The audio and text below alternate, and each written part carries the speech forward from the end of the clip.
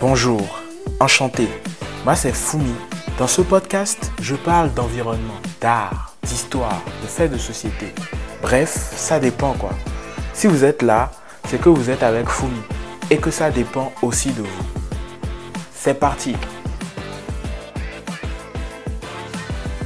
Les stéréotypes et les clichés sur la sexualité ont construit chez plusieurs jeunes l'idée que le sexe était au-delà d'un exercice charnel de plaisir partagé et de conception familiale.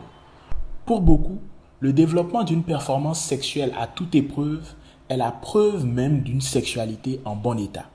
Cette recherche pousse plusieurs jeunes à s'adonner à des pratiques et à des comportements sexuels qui les mettent en danger. Entre les décoctions que certains s'injectent dans les parties intimes, les tisanes et racines consommées à tout va pour booster la performance sexuelle, il faut dire que les jeunes ne manquent pas d'ingéniosité pour trouver des produits qui fourniraient une endurance sexuelle jamais égalée. Dans cet épisode, nous essaierons d'évaluer l'impact de certaines de ces pratiques avant d'évoquer le fait que la recherche de l'endurance ne traduit pas une sexualité épanouie. En préparant cet épisode, j'ai interrogé quelques jeunes dans mon entourage, en leur demandant ce qui était le plus important pour eux du point de vue de la santé sexuelle. La réponse qui m'est le plus souvent revenue est l'endurance. Elle est quasiment systématique chez les jeunes hommes, pendant que les jeunes femmes évoquent plutôt la jouissance qui, selon plusieurs d'entre elles, reste aussi liée à l'endurance de leur partenaire.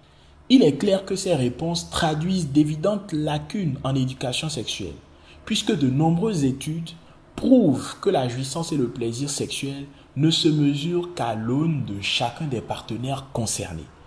1 ou 2 minutes peuvent satisfaire Fanta, pendant que Lydie et Joseph préfèrent des exercices d'apnée sexuelle. J'ai même entendu parler d'une chirurgie esthétique qui permet de retirer des côtes. Vous avez bien entendu, retirer des côtes. Ce qui est sûr, les jeunes ne manquent pas de méthodes, encore moins d'astuces pour réussir à faire de leur partie de plaisir de véritables marathons. Les décoctions, tisanes, écorces, racines, boissons énergisantes, bonbons, il y en a de toutes sortes. Autant d'outils qu'ils n'hésitent pas à consommer pour se refaire soi-disant une santé. Si ce n'est pas l'endurance le problème, c'est la taille ou encore l'épaisseur. Des astuces pour rétrécir ou agrandir les appareils génitaux, pilules sur les réseaux sociaux à grands coups de pub, induisant ainsi des millions de jeunes en erreur et en remettant en cause leur santé sexuelle et reproductive. N'est-ce pas là d'ailleurs l'erreur? Les réseaux sociaux, Internet, où de nombreux jeunes découvrent ces astuces, ces outils qui leur promettent une performance sexuelle à toute épreuve. Mais attention, ces pratiques sont bien évidemment dangereuses et risquées pour la santé. La consommation abusive de produits traditionnels ou modernes qui impactent et touchent la performance sexuelle a des conséquences plutôt graves sur la santé sexuelle et reproductive. Les jeunes se retrouvent exposés notamment sur les réseaux sociaux à de nombreux vendeurs non autorisés de produits aphrodisiaques en tout genre. Pourtant, la sexualité est l'un des sujets qui cristallise l'attention des jeunes sur la toile.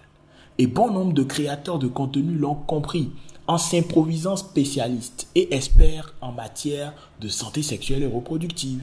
La course au buzz, au like et à l'engagement prévaut sur la qualité des contenus partagés sur le sujet de la santé sexuelle et reproductive. Le résultat est le fait que plusieurs jeunes ont des connaissances erronées à propos de la santé sexuelle. Internet devient malheureusement un espace de désinformation de la jeunesse sur les sujets relatifs à la santé sexuelle et reproductive. Encore qu'il faut ajouter les sites qui diffusent des contenus pornographiques, violents et dégradants.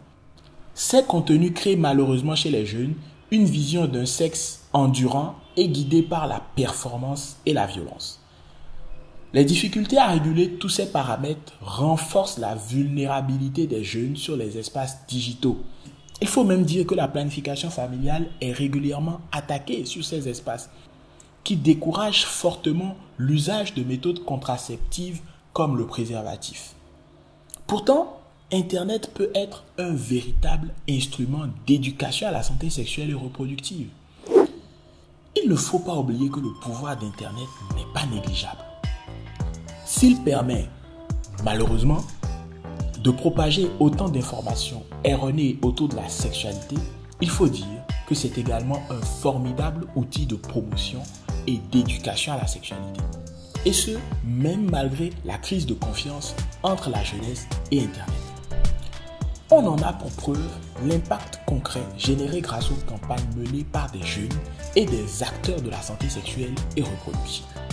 Au Bénin, l'action des Nations Unies à travers l'UNICEF, l'UNFPA ou encore de nombreuses associations de jeunes doit être mise en valeur.